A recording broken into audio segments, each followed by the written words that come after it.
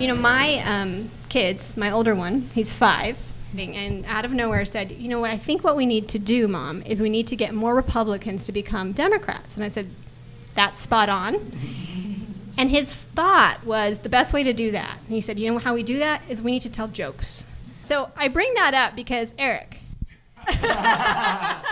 For me, I try to meet the person I'm talking to where they are, so I'll ask questions. I've always been taught that I have 2 ears and 1 mouth and try to use those proportionately. I think it also starts with beginning where they are and then giving people small bits of information rather than overwhelming people with facts and figures, and telling a story. Does anybody want to say who their favorites are?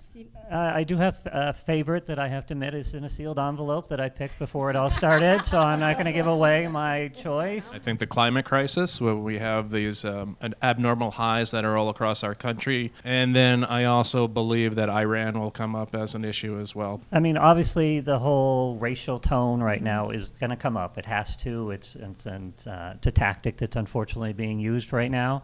What concerns me is what's happening politically in this country.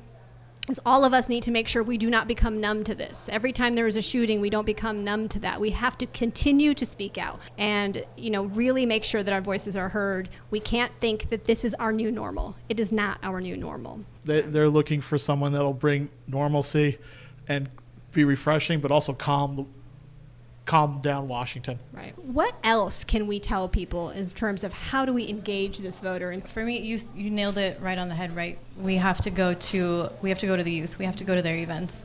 We can't just expect us to show up and vote if you're not going to come into our circles and our spaces and tell us why you're running for us and for our future. One of the most important to young people is student loans and affordability for college. I think that young voters are really energized by authenticity. I think it's a huge sign of strength when a woman interrupts. Otherwise, she might not get her time. I feel like, especially when it's a male-dominated field, especially on tonight's debate stage, if the women don't step in and interrupt, they might not get the time or ensure that their voice is heard. One thing that I do think that has been really cool to see across multiple campaigns is the representation within staffing and who they're bringing on, as far as making sure that you have really good representation across the board.